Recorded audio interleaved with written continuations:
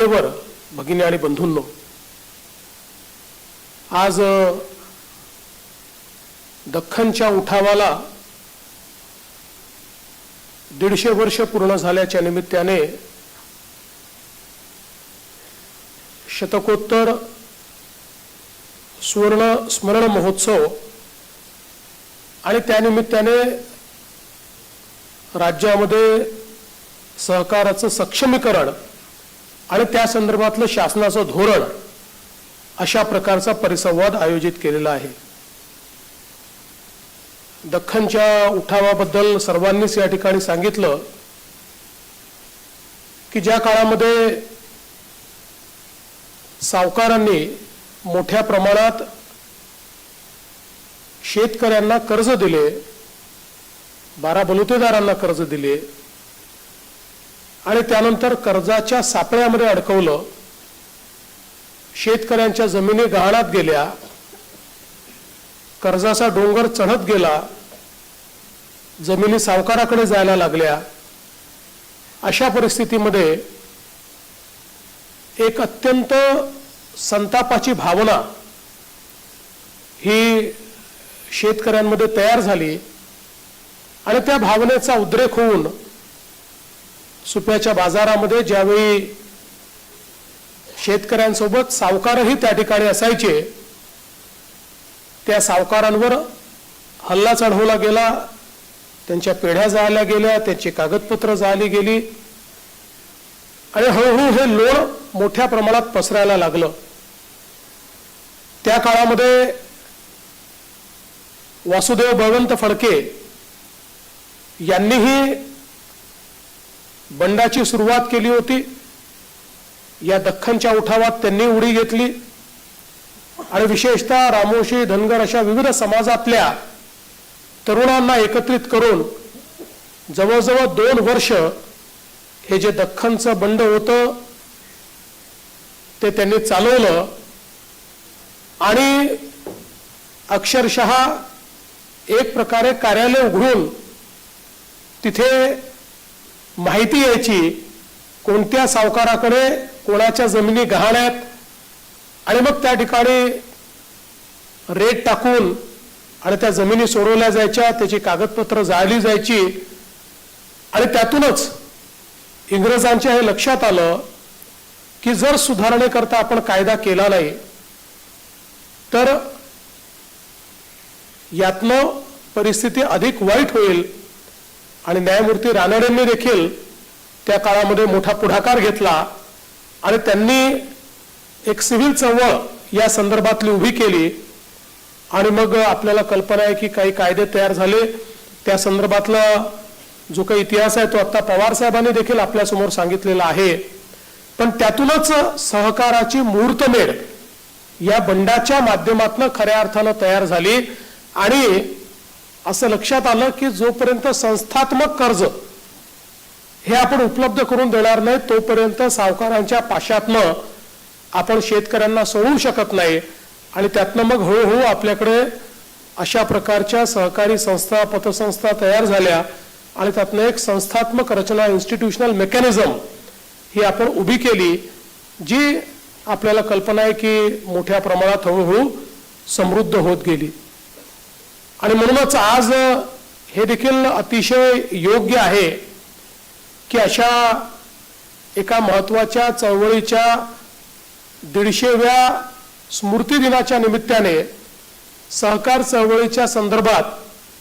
आपण एक सिंहावलोकन करावं आणि या चळवळीला अधिक बळकट करण्याच्या दृष्टीनं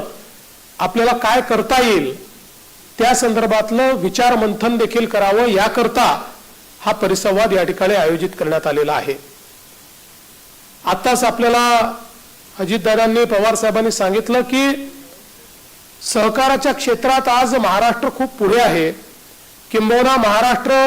हा ज्या 3-4 राज्यांपैकी आहे की ज्या ठिकाणी सहकाराने आपले पाय खोलपर्यंत त्या ठिकाणी नेले, मुळं घट्ट केली आणि सहकारातनं मोठ्या प्रमाणात एक ग्रामीण अर्थव्यवस्थेमध्ये परिवर्तन करण्याचं काम देखील आपल्या राज्यामध्ये आपण करू शकलो। आज आपण पाहतो की सहकार क्षेत्राचा विचार करत असताना सहकारी बँका आहेत, पतसंस्था आहेत, अशा प्रकारचं एक इन्स्टिट्यूशनल लेंडिंग मेकॅनिझम आपण तयार केलेलं आहे. दुसरीकडे ज्याला आपण कृषीचं क्षेत्र म्हणतो त्या क्षेत्रामध्ये व्हॅल्युएशन करण्याकरता साखर कारखाने आहेत, सूतगिरण्या आहेत, वेगवेगळ्या प्रकारचे अजून छोटे मोठे उद्योग आपल्याला त्या ठिकाणी पाहायला मिळतात की ज्यातनं शेतमालावर प्रक्रिया करण्याच्या दृष्टीनं सहकाराच्या माध्यमातून एक व्यवस्था आपण उभी केली आहे आणि या व्यवस्थेने देखील शेतकऱ्यांना मोठ्या प्रमाणात बळकट करण्याचं काम केलेलं आहे. एक आपण व्यवस्था उभी केली की ज्याच्यामध्ये टॅक्सच्या माध्यमातून ग्रामीण अर्थकारण आपण अधिक चांगलं कसं करू शकू याचा प्रयत्न आपण केला आणि त्यातनं एक प्रकारे सामान्य शेतकऱ्यालाही आपल्याला सहकाराशी कसं जोडून घेता येईल या संदर्भातला विचार देखील आपण केला. मला हे सांगताना आनंद वाटतो की ज्यावेळी या देशामध्ये फिस्कल कन्सॉलिडेशन सुरू झालं आणि साधारणपणे ही चर्चा असायची साधारण 2008-9-10च्या काळामध्ये की फिस्कल कन्सॉलिडेशनच्या या काळामध्ये सहकारी बँका टिकतील का, त्या जगू शकतील का, कारण एक प्रकारे आपली आर्थिक भूमिका अशी होती की सहकारी असो किंवा कमर्शियल असो किंवा राष्ट्रीयकृत असो सगळ्या बँकांचं कन्सॉलिडेशन झालं पाहिजे आणि देशामध्ये 4-5च मोठ्या बँका राहिल्या पाहिजे. या छोट्या छोट्या बँका या ठिकाणी लिव्हरेज करू शकत नाही. जर मोठ्या बँका तयार केला तर अधिक जास्त प्रमाणात आपल्याला लिव्हरेज करता येईल अशा प्रकारचा विचार ज्या काळामध्ये होता त्याही काळामध्ये सहकारी बँकांनी उत्तम काम केलं. अर्थात आपण हा देखील भाग बघितला की अनेक सहकारी बँका त्या ठिकाणी अडचणीत आल्या पण तरी देखील बहुतांश सहकारी बँकांनी अतिशय उत्तम काम त्या काळामध्ये केलं आणि सातत्याने टेक्नॉलॉजिकल अपग्रेडेशन सहकारी बँकांनी केलं. मग कोर बँकिंग त्या ठिकाणी स्वीकारलं, त्या माध्यमातून वेगवेगळ्या प्रकारचे जे काही इन्स्ट्रुमेंट्स आहेत, ज्या काही ग्राहक उपयोगी अशा प्रकारच्या सेवा आहेत त्या सगळ्या सेवा या आमच्या सहकारी बँकांनी देखील द्यायला सुरुवात केली आणि फिस्कल कन्सॉलिडेशन होत असताना देखील आपलं अस्तित्व टिकवण्याचं काम हे सहकार क्षेत्रातल्या बँकांनी निश्चितपणे करून दाखवलं. म्हणून मी खरं तर त्यांचं अतिशय या ठिकाणी अभिनंदन करतो आणि मला या गोष्टीचा आनंद आहे की देशामध्ये मोदीजींचं सरकार आल्यानंतर पहिल्यांदा केंद्र सरकारने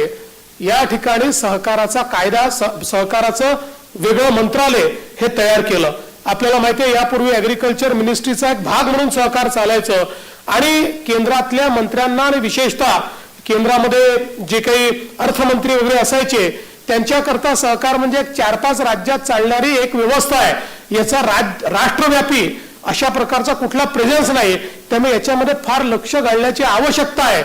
अशा प्रकारची व्यवस्थाच त्या ठिकाणी नव्हती. पण मला असं वाटतं की ज्यावेळी माननीय मोदी साहेबांनी हा सहकार मंत्रालय तयार केलं आणि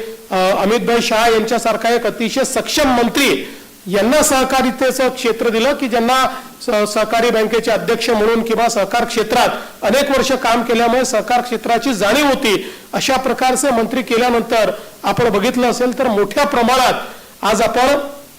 सहकाराच्या क्षेत्रामध्ये केंद्र सरकारच्या माध्यमातूनही सक्षमीकरण होताना पाहतोय. आज नव्याने पॅक्स जे आहेत त्या आपण त्याचं रिथिंकिंग करून पॅक्स आपल्याला अधिक मजबूत कशा करता येतील. जसं मगाशी अनास्कर मला सांगत होते की गुजरातमध्ये सहकार रुजला याचं कारण तिथल्या पॅक्स या मल्टी बिझनेस करणाऱ्या पॅक्स आहेत. त्या ठिकाणी केवळ इकडचे पैसे तिकडे सरकवणे एवढ्यापुरतं पॅक्स मर्यादित नाही आहेत, त्या मल्टी बिझनेस करतायत. आता केंद्र सरकारने सगळ्या राज्यातल्या पॅक्सचं सक्षमीकरण करण्याच्या दृष्टीनं त्यांचं संगणकीकरण करणं आणि त्यांना 17 टाईपचे वेगवेगळे व्यवसाय हे आता नेमून दिलेले आहेत की ज्या व्यवसायांमुळे या पॅक्स आपल्या अगदी मूलभूत सहकारी अशा प्रकारच्या संस्था म्हणून त्या ठिकाणी सक्षमतेनं काम करू शकतील, त्याही सक्षम होतील आणि त्या सक्षम झाल्यामुळे सगळ्यात मोठा फायदा हा होणार आहे की त्यातनं ग्रामीण अर्थकारण जे आहे त्याला एक मोठी चालना मिळणार आहे. महाराष्ट्रामध्ये आपण स्मार्ट सारखा प्रकल्प असेल, ऍग्री बिझनेस सारखा प्रकल्प असेल हा त्या ठिकाणी लागू केला आणि वर्ल्ड बँकेच्या माध्यमातून 10,000 गावांमध्ये आपण तिथल्या ज्या पॅक्स आहेत या पॅक्सला प्रशिक्षण देऊन त्यांना एक प्रकारे ऍग्री बिझनेस सोसायटीमध्ये कन्व्हर्ट करण्याचा प्रयत्न करतो आहोत आणि त्यासोबत नुसतं प्रशिक्षण देऊन आपण थांबत नाही आहोत तर त्यांना या जे काही बिझनेस मॉड्यूल्स आहेत याच्याकरता आर्थिक मदत देखील करण्याचा प्रयत्न हा आपण या माध्यमातून केलेला आहे आणि आता त्याचे चांगले रिझल्ट्स हे यायला लागलेले आहेत। वर्ल्ड बँकेने देखील आता जे त्याचं ओरिजिनल एक पहिलं अप्रेझल केलं त्यात समाधान व्यक्त केलेलं आहे आणि अजून गतीनं आपल्याला ही योजना ॲग्री बिझनेसची कशा प्रकारे पुढे नेता येईल त्याचा प्रयत्न आपण करतोय। एकूणच आपण जर महाराष्ट्राचा विचार केला तर अर्थातच सहकारी साखर कारखानदारी ही मोठ्या प्रमाणात महाराष्ट्रामध्ये रुजली, पण त्याचवेळी पवार साहेबांनी जो एक चिंता व्यक्त केली की आज 50% कारखाने हे खासगी झालेले आहेत, ही देखील खरी गोष्ट आहे। कारण आमचे जे काही सहकारी साखर कारखाने आहेत यातल्या ज्या सहकारी साखर कारखान्यांनी वेळेनुरूप जे काही बदल करायचे होते, मग कोजेन मध्ये काही गेले, मग इथेनॉल मध्ये गेले, वेगवेगळ्या प्रकारे डिस्टिलरीज मध्ये गेले, हे सगळे जे उपपदार्थ आहेत या उपपदार्थांमध्ये जे सहकारी साखर कारखाने गेले ते या सगळ्या जागतिक स्पर्धेमध्ये टिकू शकले, पण ज्यांनी पारंपरिक केवळ साखरेवर त्या ठिकाणी आपलं अवलंबित्व ठेवलं त्यांना मात्र खूप अडचणी तयार झाल्या। कारण आपल्याला माहिती आहे की साखरेच्या उद्योगामध्ये आता केवळ साखरेच्या भरोशावर कारखाना चालू शकत नाही, तो उपपदार्थांच्या आधारावरच चालू शकतो। कारण या ठिकाणी एफआरपी ही आपण डिसाईड करतो आणि एफआरपी प्रमाणे पेमेंट करावं लागतं। त्याच्यामुळे जो काही रॉ मटेरियल आहे त्या रॉ मटेरियलची जी काही किंमत आहे ती किंमत फिक्स झालेली असल्यामुळे जागतिक बाजारपेठेत अनेक वेळा अशी परिस्थिती होते की जो फिनिश माल आहे म्हणजे साखर आहे त्या साखरेचे दर हे रॉ मटेरियलच्या दरापेक्षा देखील कमी जातात आणि त्यातनं खूप अडचणी तयार होतात। आणि म्हणूनच केंद्र सरकारने देखील इथेनॉल पॉलिसीमध्ये सातत्याने बदल केलेला आहे। एमएसपी सारखी पॉलिसी इम्प्लिमेंट करून त्याच्यामध्ये बदल केलेला आहे ज्यातनं आपली साखर कारखानदारी ही टिकली पाहिजे। पण हे करत असताना जसं अनेक सहकारी साखर कारखाने अतिशय प्रोफेशनली चालताना आपल्याला पाहायला मिळतात, तर अनेक ठिकाणी आपल्याला प्रोफेशनलिझमची कमतरता दिसते, खूप मोठ्या प्रमाणात खोगीर भरती झालेली दिसते आणि मग त्यातनं ज्या काही अडचणी तयार झालेल्या आहेत त्या अडचणी दिसतात। तर कुठल्याही परिस्थितीमध्ये राज्य सरकारची भूमिका हीच आहे की हे शेतकऱ्यांचे कारखाने आहेत, हे सहकारी साखर कारखाने हे शेतकऱ्यांचे कारखाने आहेत, त्याच्यावरचं जे बोर्ड ऑफ डायरेक्टर आहे हे एक प्रकारे विश्वस्तांच्या भूमिकेमध्ये आहे आणि म्हणून हे शेतकऱ्यांचे कारखाने शेतकऱ्यांकडेच राहिले पाहिजेत। या दृष्टीनं वेळोवेळी जी काही भूमिका घ्यायची गरज पडली ती राज्य सरकारने घेतली आहे। आम्ही आता एनसीडीसीच्या माध्यमातून खूप मोठ्या प्रमाणात अडचणीत असलेल्या कारखान्यांना त्या ठिकाणी मदत देखील केलेली आहे। भविष्यातही आपण तशा प्रकारची मदत करण्याचा प्रयत्न करतो आहोत। आपल्या सूतगिरण्या आहेत याही मोठ्या प्रमाणात अडचणीमध्ये आहेत। विशेषतः त्याची दोन कारणं आहेत। एक तर कापसाच्या भावातली जी व्होलॅटिलिटी आहे तो एक त्यातला महत्वाचा मुद्दा आणि दुसरा महत्वाचा मुद्दा आहे की साधारणपणे विजेचे जे दर आहेत ते दर आम्हाला ग्लोबल कॉम्पिटिटिव्ह ठेवत नाहीत, अशा प्रकारचा एक नेहमी प्रश्न निर्माण होतो। त्या संदर्भात आपण काही सबसिडी देतो, पण अलीकडच्या काळात नवीन धोरण आम्ही आणलेलं आहे आणि सगळ्या सूतगिरण्या ज्या आहेत या आपल्याला सोलरवर कशा नेता येतील जेणेकरून हा जो एक त्यांना विजेच्या दरामुळे जी काही अडचण निर्माण होते ती अडचण दूर करण्याचं काम हे आपण त्या माध्यमातून करतो आणि या सूतगिरण्या ही चांगल्या प्रकारे कशा चालतील अशा प्रकारचा आपला प्रयत्न आहे। यासोबत काही वेगवेगळ्या प्रकारच्या प्रक्रिया उद्योगांना देखील आपण सहकारात्मक मदत करतो की ज्या माध्यमातून ते प्रक्रिया उद्योग योग्य प्रकारे चालले पाहिजे असा आपला प्रयत्न आहे। एक अजून यातला महत्वाचा सहकारातला घटक आहे की जो अनेक वर्ष दुर्लक्षित होता तो म्हणजे आमच्या ज्या सहकारी गृहनिर्माण संस्था आहेत। आज जर महाराष्ट्रामध्ये आपण विचार केला तर आपल्या एकूण सहकारी संस्थांच्या पैकी 50% सहकारी संस्था या सहकारी गृहनिर्माण संस्था आहेत आणि आज 30 वर्ष 40 वर्ष 50 वर्ष अनेक संस्थांना झाले आणि म्हणून मागच्या काळामध्ये आम्ही निर्णय केला आणि सहकाराच्या कायद्यामध्ये एक नवीन चॅप्टर आपण त्या ठिकाणी टाकला, सहकारी गृहनिर्माण संस्थांकरता स्पेसिफिकली डेडिकेटेड अशा प्रकारचा, आणि त्यांचं इलेक्शन पासनं तर त्यांच्या इतर सगळ्या ऍक्टिव्हिटीज या कशा कंडक्ट करता येतील या संदर्भातली सगळी व्यवस्था आपण त्याच्यामध्ये उभी केली आहे। आणि आता तर सेल्फ रिडेव्हलपमेंट सारखी एक नवीन योजना आपण त्या ठिकाणी आणली, कारण आपण बघितलं की या सगळ्या सहकारी संस्थांना रिडेव्हलप होत असताना बिल्डराच्या सगळ्या दावणीला बांधलं जायचं आणि मग अनेक वर्ष ते आपलं घर सोडून जायचे, त्यांना त्या ठिकाणी वर्षानुवर्ष घरही मिळायचं नाही, भाडंही मिळायचं नाही, अनेक वेळा त्यांना हक्काचं जे काही त्यांचं घर आहे ते कमी स्वरूपात मिळायचं। आज आपण ज्यावेळेस हे सेल्फ रिडेव्हलपमेंटचं मॉडेल या सहकारी संस्थांकरता आणलं आणि सहकारी गृहनिर्माण संस्थांना 17 प्रकारच्या वेगवेगळ्या सवलती या राज्य सरकारच्या वतीनं दिल्या। तर ज्या ठिकाणी आमचे जे काही लोक होते, आमचे नागरिक होते, हे 400-450 फुटात राहायचे, त्यांना 1200-1300 चौरस फुटाचं घर आज मुंबईमध्ये देखील मिळायला लागलं। अशा प्रकारे आपण ही व्यवस्था केली। आज आमच्या प्रवीण दरेकरांच्या अध्यक्षतेखाली एक नवीन कमिटी आपण तयार केलेली आहे की जी आता नव्याने सेल्फ रिडेव्हलपमेंट करता आपल्याला काय काय करता येईल या संदर्भातला प्रयत्न करते। आम्ही आता माननीय केंद्रीय मंत्र्यांना ही देखील विनंती केलेली आहे की एनसीडीसीच्या माध्यमातून आपल्या सहकारी गृहनिर्माण संस्थांनाही मदत कशी करता येईल, कारण त्याच्यामध्ये त्यांनी एनसीडीसीच्या माध्यमातून मदत करायचं तर मंजूर केलं, पण नंतर असं लक्षात आलं की एनसीडीसीचं ज्युरिस्डिक्शन हे केवळ ग्रामीण भागात आहे, ते शहरामध्ये नाही आहे। त्यामुळे ते अडलं होतं तर किमान सहकारी गृहनिर्माण संस्थांकरता ते शहरी भागात कसं करता येईल या संदर्भात आता माननीय केंद्रीय सहकारिता मंत्री अमितभाई शहा यांच्याशी चर्चा झाली आहे। लवकरच त्यालाही मान्यता मिळेल आणि त्यातनं अगदी ज्याला सवलतीच्या दरामध्ये आपण लोन उपलब्ध करून देण्यापासून तर वेगवेगळ्या प्रकारच्या सवलती त्या ठिकाणी देणार आहोत, ज्यातनं लोकांना रिडेव्हलपमेंटमध्ये आपलं हक्काचं घर हे मिळू शकेल किंवा नवीन सहकारी संस्था ज्या तयार होतात गृहनिर्माण संस्था त्यांनाही चांगल्या प्रकारे आपल्या घराचं स्वप्न हे पूर्ण करता येईल। खरं म्हणजे आपण जर बघितलं तर काही गोष्टी अत्यंत महत्त्वाच्या आहेत। सहकार कायदा हा आपला अतिशय चांगला आहे, पण तो आता एक प्रकारे जुना झालेला आहे, कारण नवीन काळाची नवीन आव्हानं ही सहकार कायद्याला आता त्या ठिकाणी पेलावी लागणार आहेत। आणि मगाशी जसं अनासकरांनी सांगितलं की ही गोष्ट ही खरी आहे की शेवटी one size fits for all अशा प्रकारची जी आपली व्यवस्था आहे या कायद्याने सगळ्या प्रकारच्या संस्थांकरता सारखेच नियम केलेले आहेत। सहकारी संस्था म्हटली की त्याला सारखे नियम आपण जवळपास त्या ठिकाणी केलेले आहेत, पण वेगवेगळ्या प्रकारच्या सहकारी संस्थांच्या आवश्यकता वेगवेगळ्या आहेत आणि म्हणून याच्यामध्ये वेगवेगळे चॅप्टर्स तयार करणं म्हणजे वित्तीय संस्थांकरता वेगळ्या, कृषी प्रक्रिया संस्थांकरता वेगळे, अशा प्रकारचे चॅप्टर्स तयार करून त्या विभागाची जी काही नीड आहे, त्यांची जी काही निकड आहे, या निकडीवर आधारित या कायद्यामध्ये बदल करणं हे अत्यंत गरजेचं आहे। आणि म्हणूनच या